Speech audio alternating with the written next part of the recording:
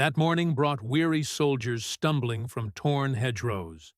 They clutched a weapon that had drawn nothing but mockery across European battlefields.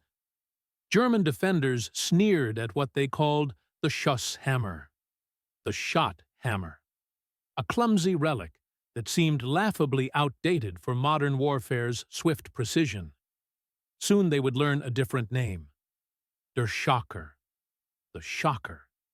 This ancient piece of military hardware would unleash devastation beyond anything German tactical manuals had prepared for. The M1911 pistol carried rounds that delivered both physical and psychological destruction on an unprecedented scale. Allied forces pushing through Operation Anchor had stalled for endless weeks. German armored infantry held every position with veteran skill learned on the Eastern Front. Their defensive strategy rested on two unshakable pillars: superior rifle ballistics, overwhelming rapid-fire suppression.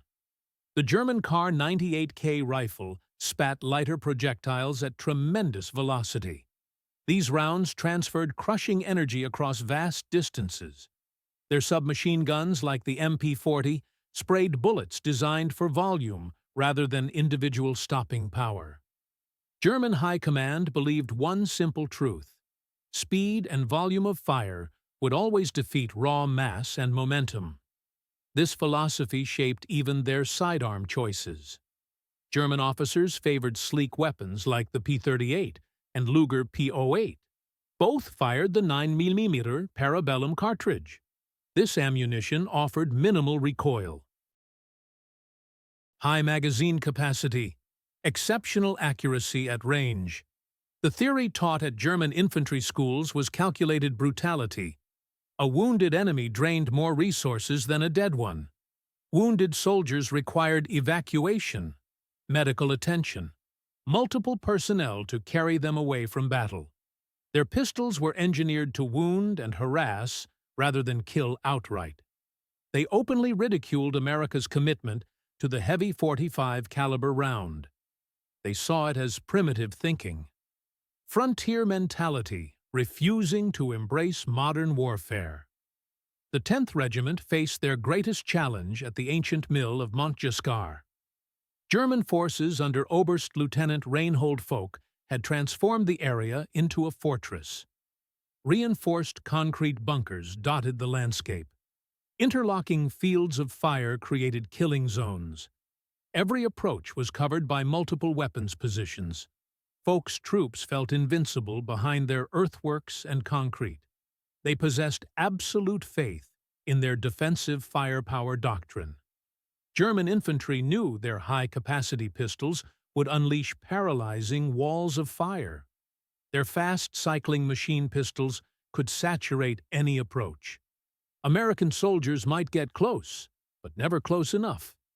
The .45 caliber round would punch through heavy winter coats without delivering instant stopping shock. Foch had seen the mathematics. He drafted Defense Order No. 3 with complete confidence. Do not fear close combat encounters. Allow the Americans to advance within 10 meters. Then unleash maximum volume of fire. Their oversized pistol shoots slowly. It requires 2 solid hits to drop a determined soldier. We will deliver 10 rounds for every one of theirs. Foch had calculated everything perfectly. Volume of fire versus individual round power.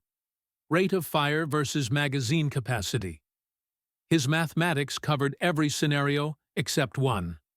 He never calculated for hydrostatic shock. Terminal momentum so overwhelming it defied training and determination alike.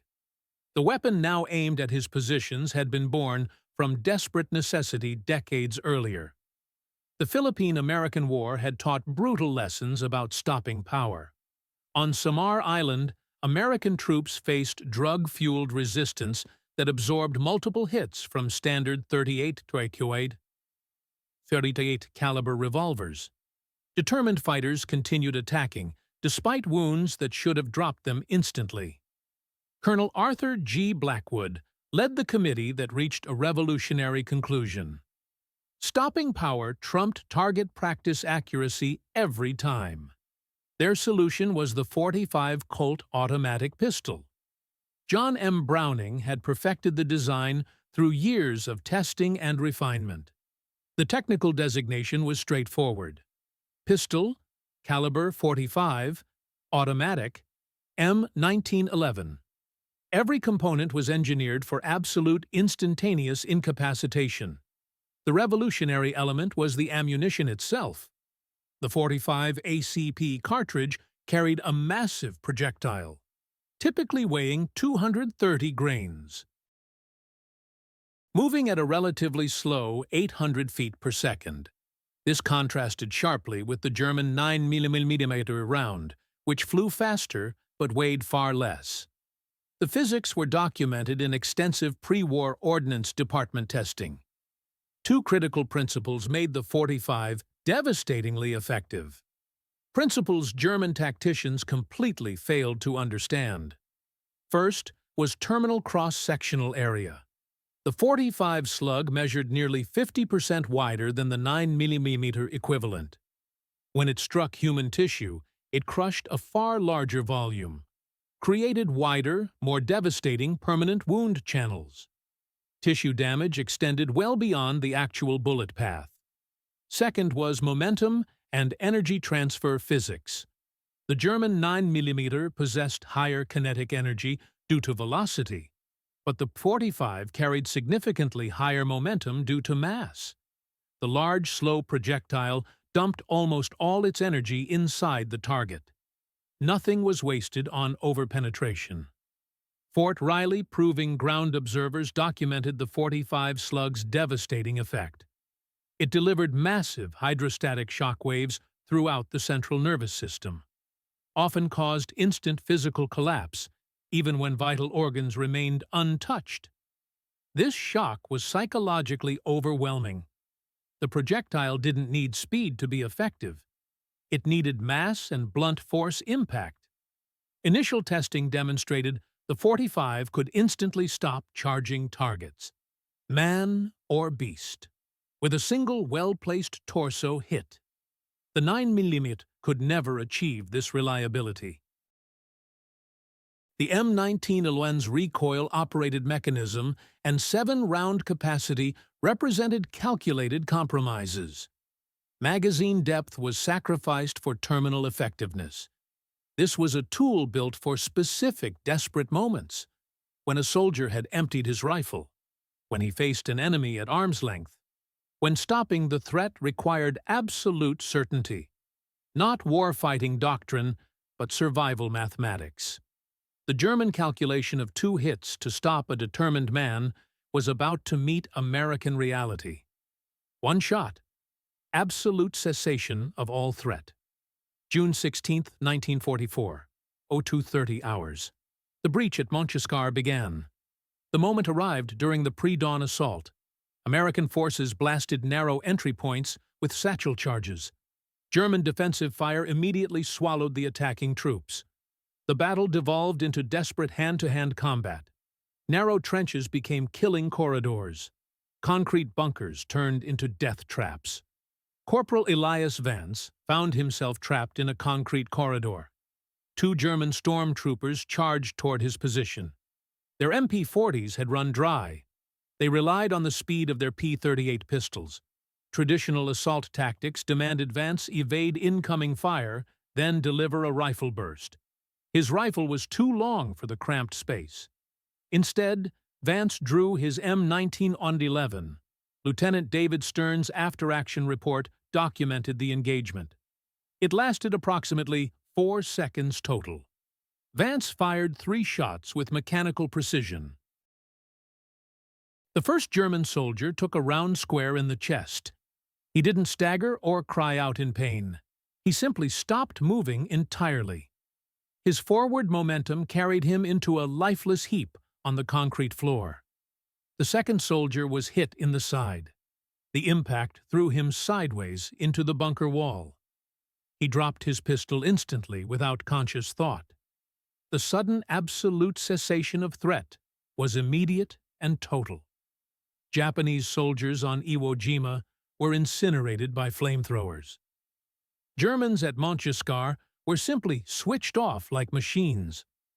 Radio intercepts decoded by Allied signal teams captured the German defenders' baffled reactions. The psychological impact exceeded even the physical destruction. German soldiers trained to absorb 9 mm or rifle rounds before yielding found themselves unprepared. The instantaneous negation delivered by the 45 violated everything they understood about military physics.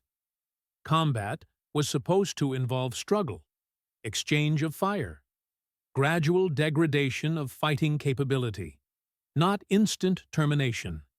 They named it Der Schocker because watching determined charging soldiers simply fall dead from a single low-volume thump was shocking. This sudden violent proof that body armor meant nothing was devastating. Training counted for nothing. Willpower offered no protection. The sight led to immediate morale collapse in close-quarter zones. Soldiers began abandoning prepared positions at the mere sight of an M1911. They refused to face the verdict the weapon delivered. The German calculation of wound versus kill had been decisively countered. The American principle was stop versus wound, complete incapacitation versus gradual degradation. Before we continue this incredible story, let us know where you're watching from. If this historical account fascinates you, make sure you're subscribed. Tomorrow, I've prepared something even more extraordinary for you. The successful breach at Montgiscard allowed American forces to rapidly develop new tactics. Marine Corps records from the 1st Assault Battalion documented immediate battlefield modifications. Initial problems involved the heavy slide cycling slowly in muddy conditions. The low 7-round magazine capacity also presented challenges. Solutions included specialized graphite lubricants applied to moving parts. Priority was given to flanking maneuvers that forced Germans into close-quarters engagements. The new doctrine documented in Field Order 7 was elegantly simple. Force the decision range. Standard infantry would suppress enemy positions with rifle fire from distance. Specialized breacher teams, armed heavily with M1911s and extra magazines, would intentionally close to within 10 meters. At this range, German 9 mm velocity was completely wasted. The instantaneous stopping power of the 45 became the only factor that mattered. This represented complete reversal of pre-war American doctrine. Previous training emphasized maintaining distance and using rifle fire. Now commanders actively sought close-quarters engagements where the M1911 dominated completely. The engagement that cemented this tactical shift occurred at the Red Baron complex. This heavily fortified bunker network sat on the outskirts of nearby Saint Laurent. Captured German engineering maps revealed multiple layered defensive rooms. Each room was designed to channel attackers into killing zones. Marine Corps records described the assault beginning at 0400 hours. Breacher teams led by Captain Owen Rees advanced under dense smoke cover. Instead of clearing rooms with fragmentation grenades, the teams used 45 rounds to engage first-line defenders instantly. The psychological effect was overwhelming beyond all expectations. Official after-action reports noted a remarkable phenomenon. Enemy soldiers in the second room often broke and fled before firing ceased in the first room. They preferred facing rifle fire at 50 yards rather than the M1911 at 5 feet. The terror was immediate and contagious. The February 25th action reports documented stunning results. 32 fortified positions neutralized in a single operation. Friendly casualties were 2 men wounded. Enemy killed was estimated at over 450. This represented an unprecedented reversal of casualty ratios for bunker-clearing operations. German engineers had designed fortifications to defeat explosive shock and fragmentation damage. They possessed no defense against the terminal momentum of a .45 slug. The sudden silent destruction of a single soldier caused panic in rooms full of others. Folk's remaining troops were not defeated by overwhelming firepower. They were defeated by witnessing the instantaneous collapse of their comrades. The weapon had become a self-fulfilling prophecy of terror. The sight of it induced surrender before shots were fired. The sound of it caused mass retreat from prepared positions. The M1911 had transcended being merely a weapon. It had become psychological warfare incarnate. Preparing and narrating this incredible historical account required extensive research and time. If you're enjoying this story, please subscribe to our channel. Your support means everything to us. Now, let's return to this fascinating piece of military history. German command recognized their close quarters doctrine had been completely negated. Oberst Lieutenant Foch's immediate response was documented in captured field manuals. The attempt to develop countermeasures began with deploying their own heavy secondary weapon. The Mauser C96 pistol fired a high-velocity steel-jacketed round. The theory seemed sound on paper. The Mauser's high speed and penetration could defeat the M1911's close-range lethality. Higher rate of fire and greater magazine capacity up to 10 rounds would provide overwhelming volume of fire advantage. The tactical engagement on March 1st near St. Laurent rail yard proved this countermeasure a complete failure. A German detachment armed explicitly with Mausers held a narrow defensive bottleneck. They were quickly reduced by a single squad of American breachers armed with M1911s. The Mauser's lightweight round was fast but ineffective at stopping distance. It punched clean holes through American equipment and webbing, failed to deliver immediate incapacitating shock, required to stop advances at spitting distance. The .45 rounds struck like miniature cannonballs, produced instant devastating trauma that dropped men where they stood. This failure forced Germans into desperate, ineffective measures. They began employing improvised body armor cut from vehicle steel plates. Worn under tunics in direct attempts to mitigate .45 slug kinetic energy. This armor slowed soldiers down significantly, made them easier targets for rifles at range, rendered them sluggish in quick, brutal trench fights. The .45, with its massive momentum, often shattered steel plates completely, drove fragments deep into soldiers' bodies along with the projectile itself, caused trauma far worse than unarmored hits. The cure was worse than the disease. German military analysts in post-war interrogations conceded the .45 created strategic dilemmas they couldn't solve. Their doctrine built on confidence that soldiers could endure hits and continue fighting. Superior volume of fire would win the day eventually. The .45 robbed them of that crucial moment of endurance. They possessed extensive experience treating wounds from 9mm penetration and rifle fire. They were completely unprepared for blunt force trauma effects delivered by a pistol at close range. Medical personnel had no protocols for treating hydrostatic shock casualties. Oberst Lieutenant Foch's final intercepted transmission before capture acknowledged total defeat. The American .45 projectile is a brutal instrument of war. It is not designed to wound or penetrate enemy positions. It is designed to stop human beings completely. Our men's conviction and fighting spirit means nothing when the body is instantly shut down by impact alone. This message confirmed the decisive impact of America's seemingly crude sidearm, a weapon that defied all logic of modern ballistic science. By overwhelming physical capacity rather than relying on precision or volume of fire. By mid-March, Marine intelligence documented what they termed contagious compliance in German unit morale. The psychological impact of the .45 far surpassed physical casualties it actually inflicted. For the first time in this sector, significant numbers of German soldiers began surrendering. Rather than facing inevitable close quarters, combat with American breacher teams. The 45 created a form of death that contradicted German military concepts of disciplined, organized combat. Death from rifle fire usually involved suffering periods, allowed for final acts of resistance or tactical retreats. Death by 45 was instant total and delivered at point-blank range, a final absolute judgment that left no time for courage or defiance. German soldiers named the weapon Das Urteil, the verdict.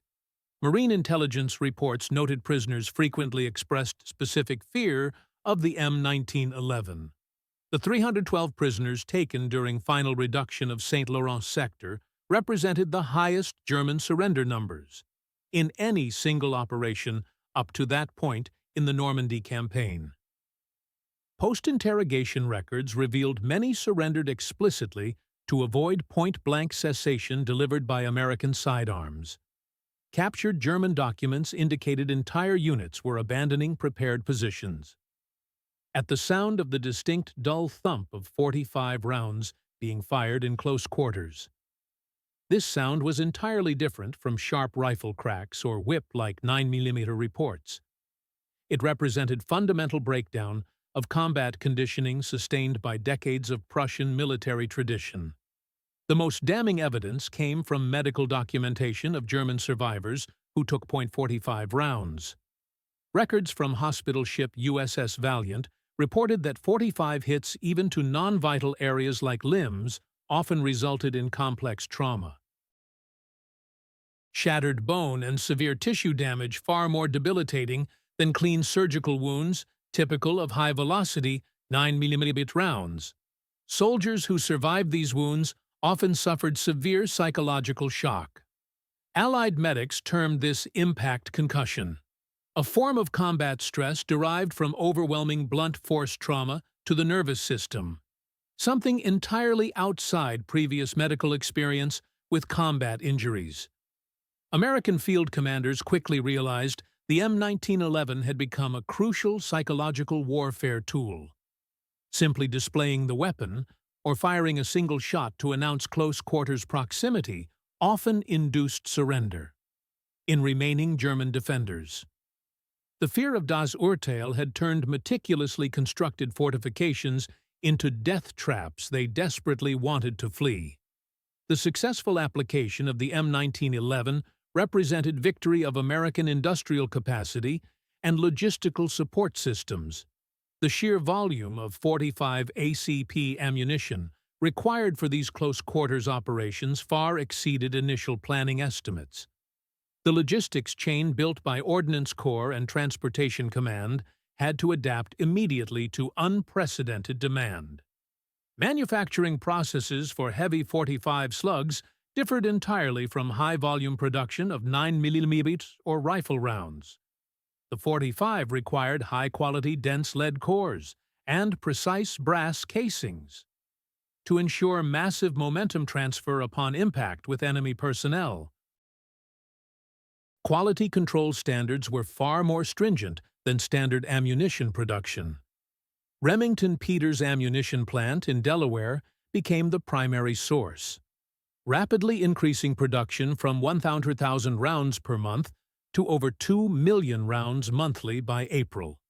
This increased production necessitated specialized supply infrastructure throughout the European theater. Ammunition crates labeled Special Pistol Caliber 45 received priority status above rifle and machine gun ammunition. Transportation involved specially designated convoy trucks with armed escorts. At the front lines, dedicated ammunition supply points were established, specifically to mix and distribute heavy pistol rounds alongside standard infantry ammunition. The 604th Ordnance Depot Company bore responsibility for forward supply operations, ensuring breacher teams and NCOs never ran low on the necessary ammunition for delivering Das Urteil to German defenders. Supply sergeants tracked .45 consumption rates with the same attention given to artillery shells. The German side possessed no comparable logistical resilience for countering this development. While they could produce millions of 9mm rounds, their industrial base lacked capacity to pivot to high-momentum, heavy-caliber rounds or weapons that could effectively counter the .45 at close range. Their factories were already strained producing tank and artillery ammunition for multiple fronts. The concept of designing and manufacturing high-capacity, heavy-caliber personal sidearms on short notice was beyond their crippled industrial capacity. They lacked both raw materials and specialized machinery. Marine Corps records show that at peak St. Laurent campaign intensity field units were consuming up to 1,000 rounds of .45 ACP daily, primarily by specialized close-quarters teams and breacher units. The ability to supply this enormous demand, ensuring the weapon remained available for critical moments, demonstrated industrial might that Germany simply could not match under wartime conditions. The American victory ultimately flowed from assembly lines that could reliably deliver 230 grain projectiles to forward trenches, allowing the .45 to become the symbol of American industrial superiority over German engineering excellence. While the .45 saved thousands of American lives by enabling rapid low-casualty reduction of fortifications, its lethality created profound moral and ethical challenges. These were documented extensively in military chaplain reports throughout the campaign. The weapon was a tool of immediate, intimate destruction, often used at arm's-length distance.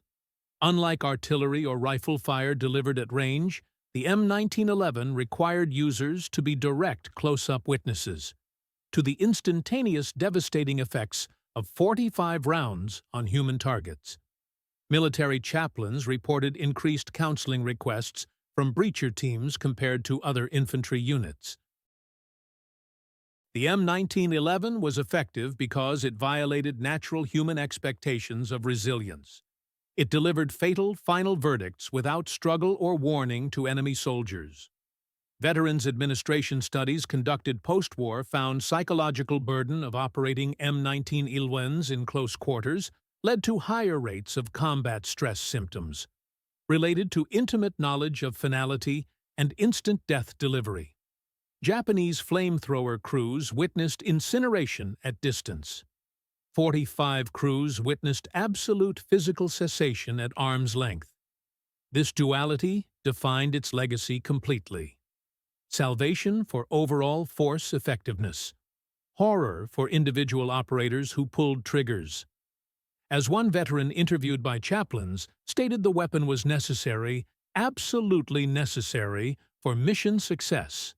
But seeing a man just drop like a puppet, whose strings were cut right in front of your face, stays with you forever. We didn't wound them or incapacitate them. We erased them from existence. Military legal reviews conducted during and after the war confirmed M1911 and .45 ACP ammunition's complete legality under international law. The weapon was not prohibited by Geneva or Hague conventions governing conduct of warfare. Its use against military personnel and fortifications was considered entirely legitimate under laws of war understood in 1944. The German concept of wounding as a tactical objective was not legally protected under any treaty. The American concept of stopping threats instantly was legitimate response to close-quarters combat situations. International law recognized the right of soldiers to use most effective means available for self-defense. The German perspective, documented through extensive post-war testimony, acknowledged the horror but conceded the weapon's necessity for Americans. German survivors testified that soldiers who had faced death courageously in conventional battles found themselves paralyzed by immediate finality of M1911 encounters. They recognized it as rational American response to their own determined close-quarters defensive tactics. The weapon was brutal reflection of American military-industrial priorities. Protecting American lives first at all costs, with most effective tools available regardless of psychological impact on enemies. The 45 became ultimate symbol of industrial-age warfare, prioritizing effectiveness over traditional martial elegance and concepts of honorable combat between professional soldiers.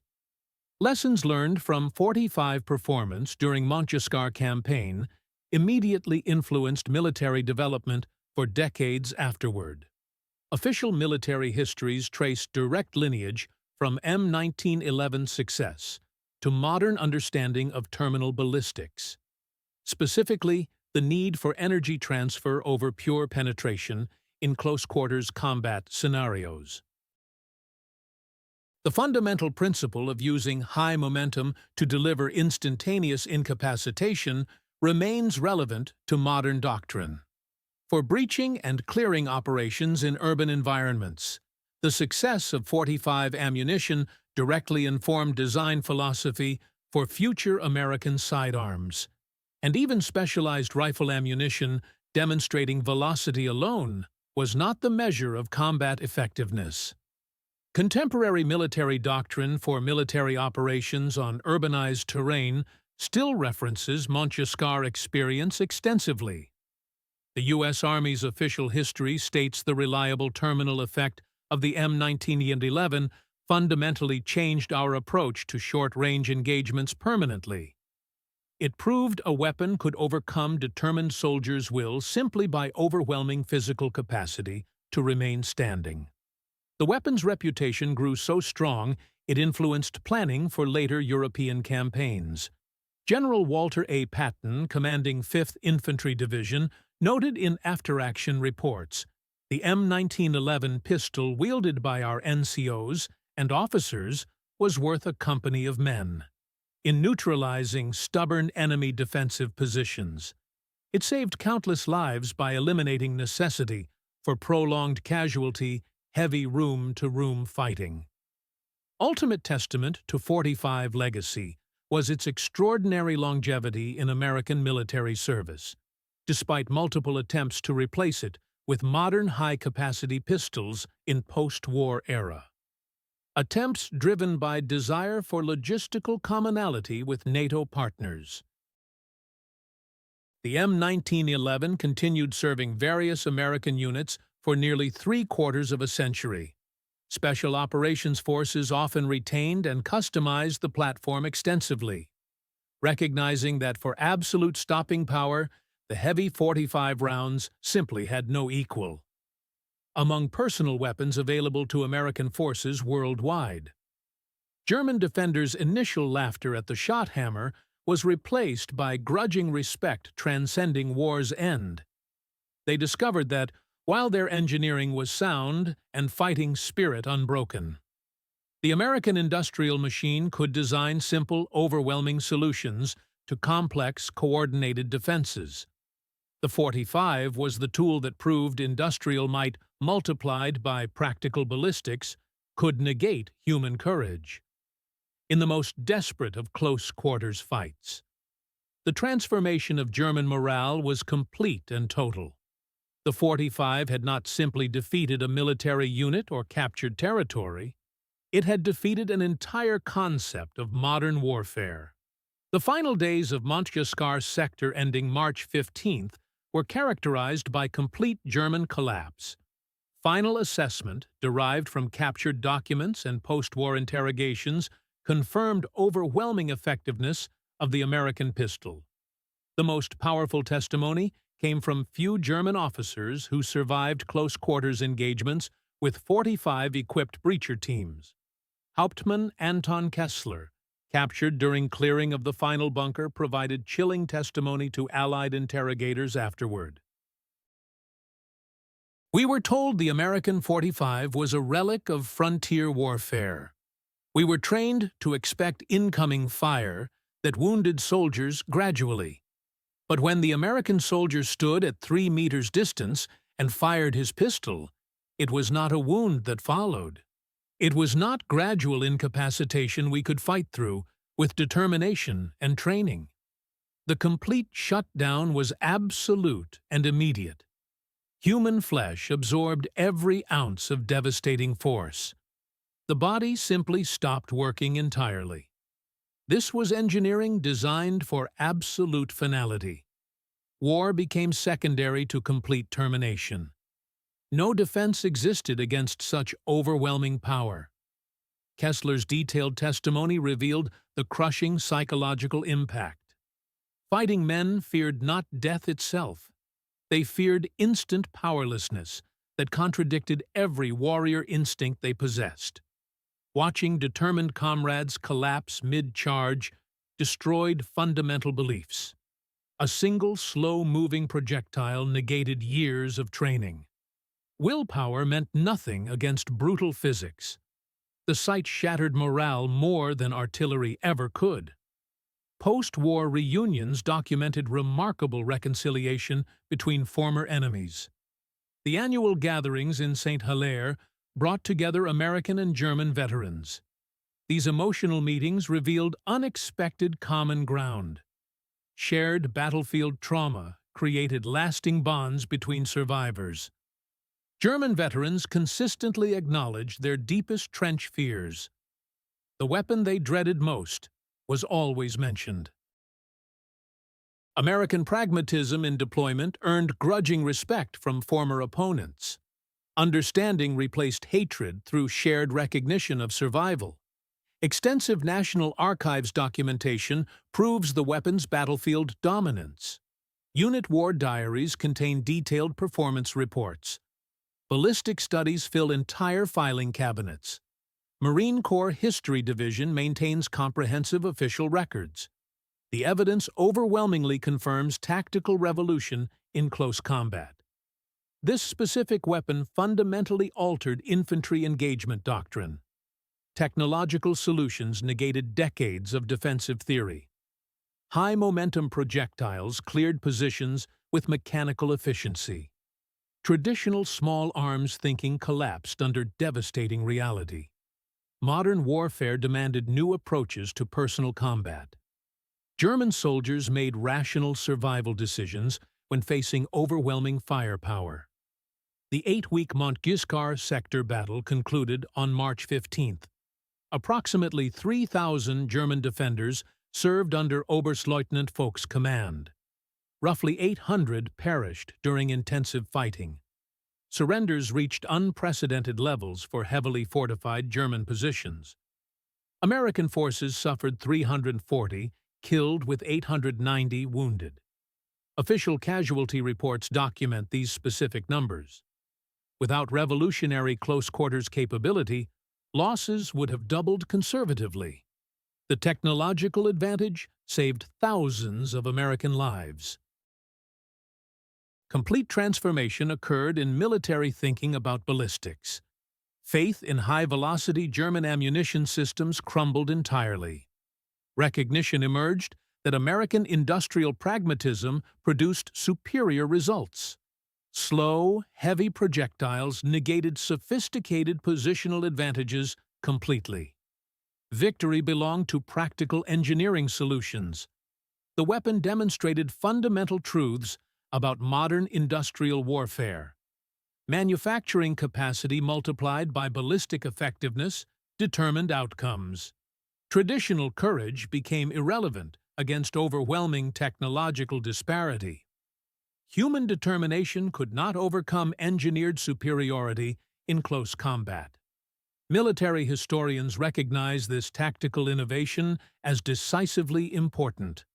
Normandy fighting shortened significantly due to close-quarters dominance. American casualties dropped dramatically in urban combat situations. Superior tools overcame human courage when disparity became overwhelming enough. Individual pistols initially drew ridicule from German forces. The fundamental truth of industrial age warfare became clear. Victory belonged not to elegant or fast solutions.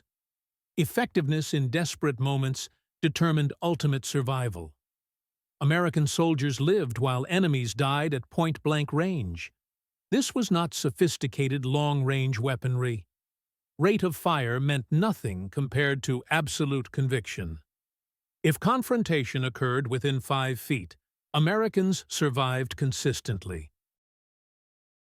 Enemies did not survive the encounter under any circumstances. The equation was brutally simple and completely reliable.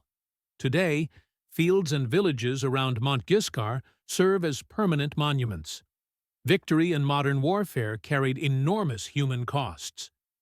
Rail yard ruins still stand after decades of weathering. Stone foundations remain as lasting testimony to transformation. Simple, heavy projectile pistols changed trench warfare forever. Industrial pragmatism proved decisively superior in desperate combat situations. German laughter represented the final sound before encountering ultimate judgment. The Colt pistol transcended mere firearm status entirely. It became an industrial statement about American manufacturing commitment to soldier survival. German defenders understood elegant pistol design and high-velocity ballistics perfectly. Wounding and penetration science guided their ammunition choices. Americans brought completely different scientific approach to combat. Stopping power replaced wounding theory as primary consideration. The projectile represented ultimate American engineering achievement. Heavy, low-technology, utterly reliable solutions addressed complex human problems. Quiet, dull impact sounds replaced sharp rifle cracks. The weapon delivered grain verdicts at point-blank ranges.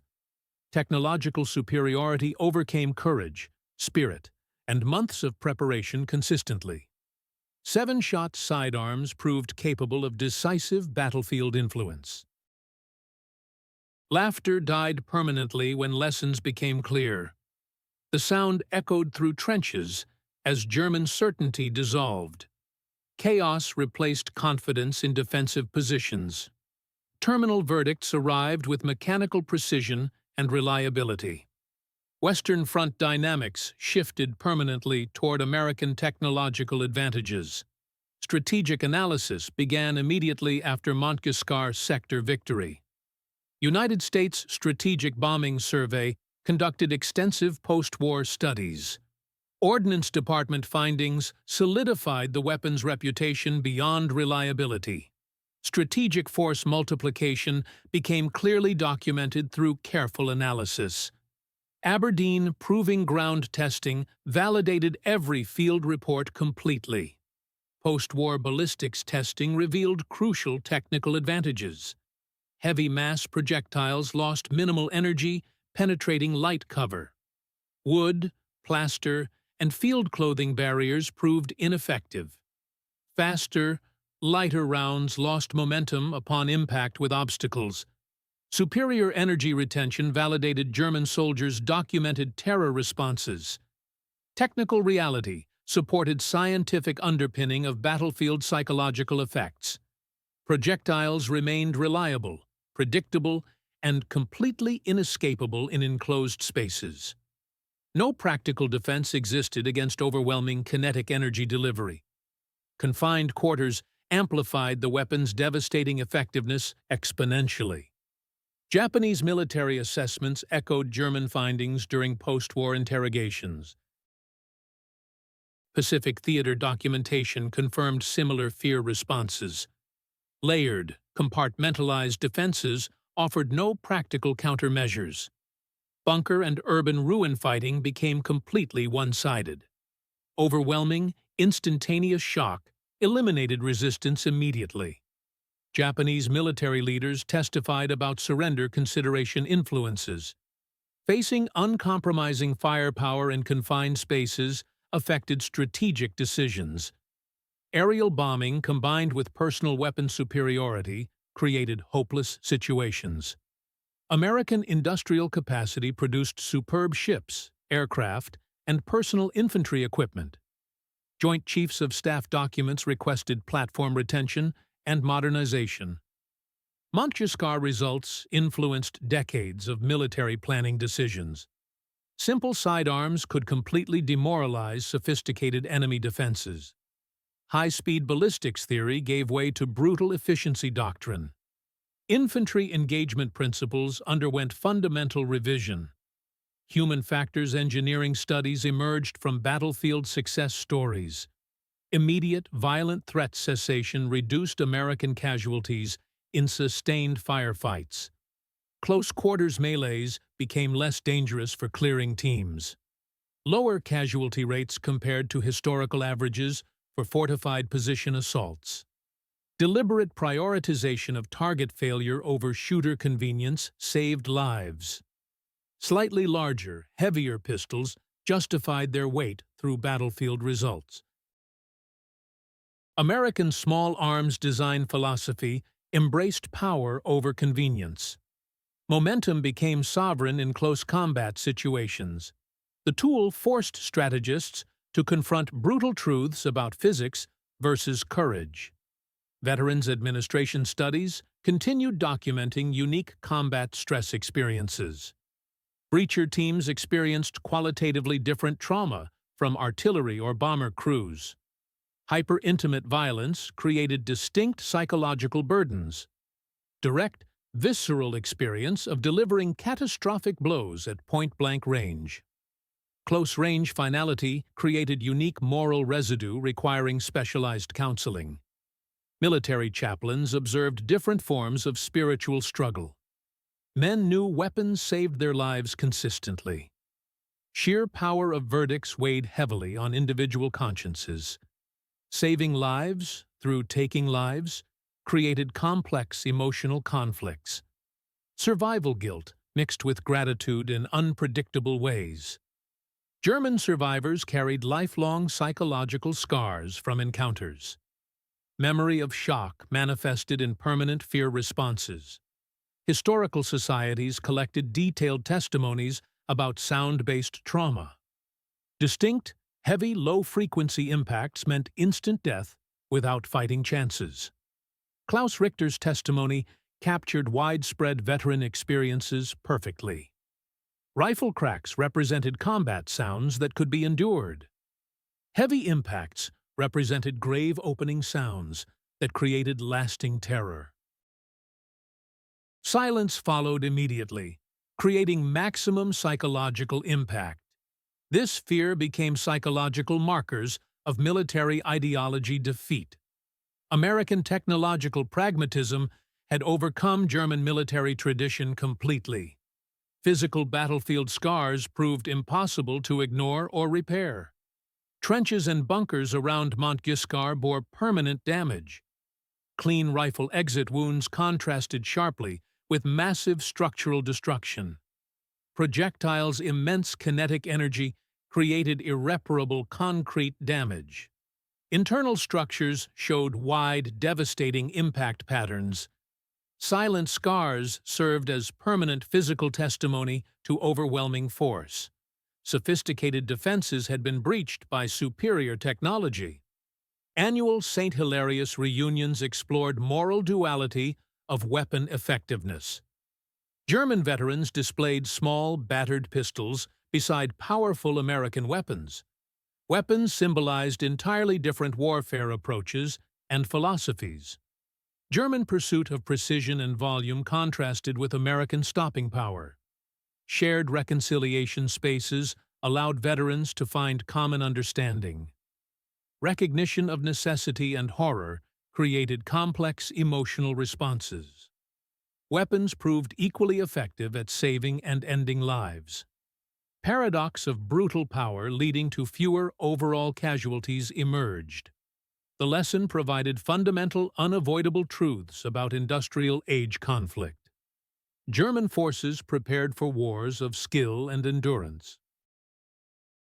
Deep trenches and coordinated fire represented traditional defensive thinking. American forces brought wars of uncompromising technological leverage. Manufacturing bases prized performance over traditional approaches. Final analysis confirmed success was not luck or superior marksmanship. Calculated, industrial ballistic superiority determined outcomes consistently. Design decisions made decades before the war proved decisive. Heavy, wide projectiles delivered maximum non-penetrating trauma as intended. Harsh frontier lessons guided ammunition development decades earlier. Weapon placement in American infantry hands negated German defensive efforts. Technological supremacy did not require complexity in all applications. Structural simplicity combined with ballistic overwhelming power. High-momentum projectiles cleared positions and illusions simultaneously. Courage and discipline could not indefinitely resist properly engineered solutions. German troops made rational surrender choices when facing terminal momentum. Close-quarters annihilation threats became primary tactical tools. Instantaneous, absolute termination broke defensive spirits faster than siege guns. Simple, undeniable industrial capacity multiplied by ballistic effectiveness. Sovereign factors determined modern warfare outcomes regardless of traditional courage. Legacy remains etched in stone monuments and quiet Normandy fields. Unmatched finality ensured American soldiers always delivered final, heavy words. Laughter stopped when courage met terminal momentum physics. Proof emerged that determination could not overcome engineered solutions. Heavy projectiles spoke with absolute authority in desperate human confrontations. The weapon transcended mere military sidearm classification entirely. Deep-rooted cultural icon status symbolized American pragmatism and resolve. Battlefield performance at places like Montgiscard cemented legendary reputation. Absolute faith from generations of soldiers elevated mystique beyond functionality. Veterans returning home carried civilian symbols of self-reliance and determination.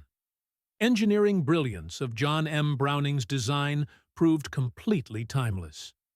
Simple, robust, recoil-operated mechanisms required minimal modification over century-long service. Many nations moved to complex, double-action mechanisms for theoretical advantages. Single-action triggers maintained crisp, predictable pulls, offering immediate accuracy assurance.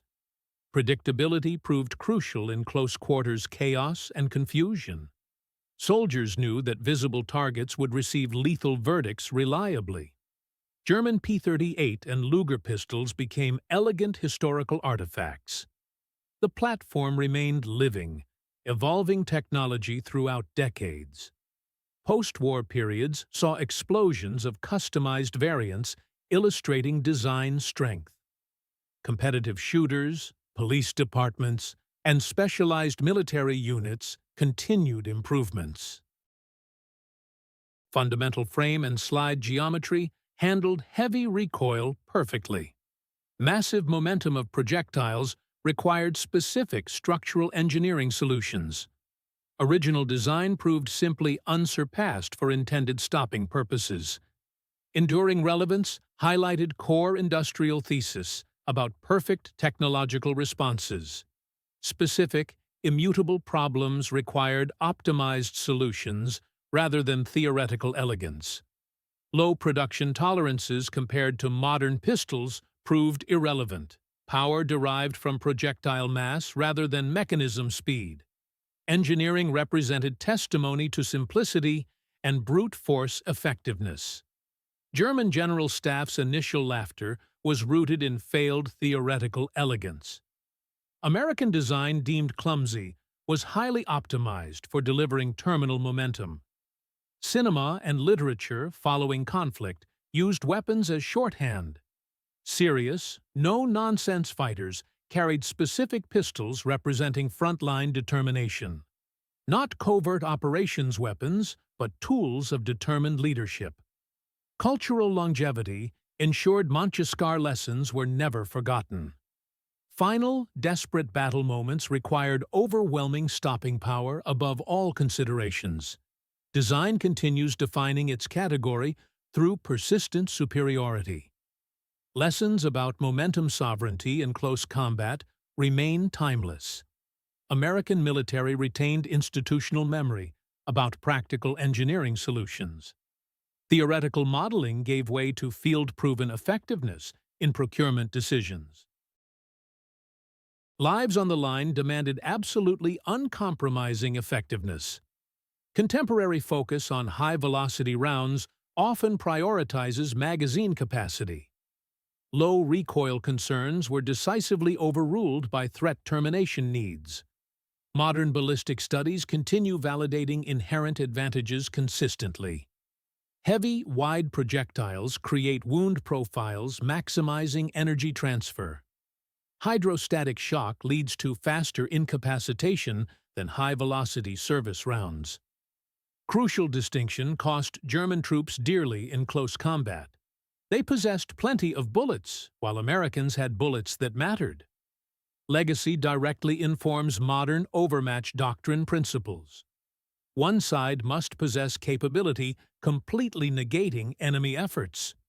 Original overmatch tool in infantryman's personal arsenal provided psychological advantages.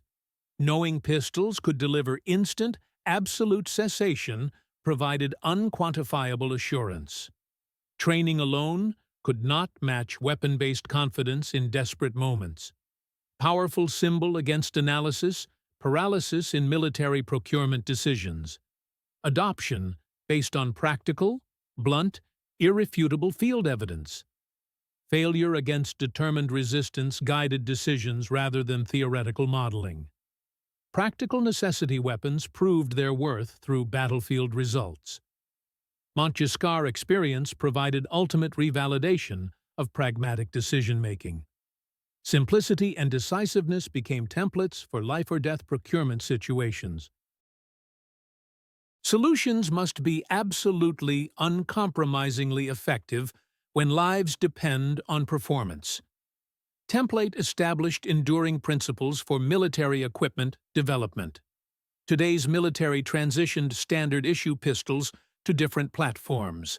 Elite special operations units and law enforcement continue using proven cartridges. Not nostalgia, but persistent, field-proven recognition of ballistic superiority. Scenarios requiring immediate final threat cessation demand proven solutions.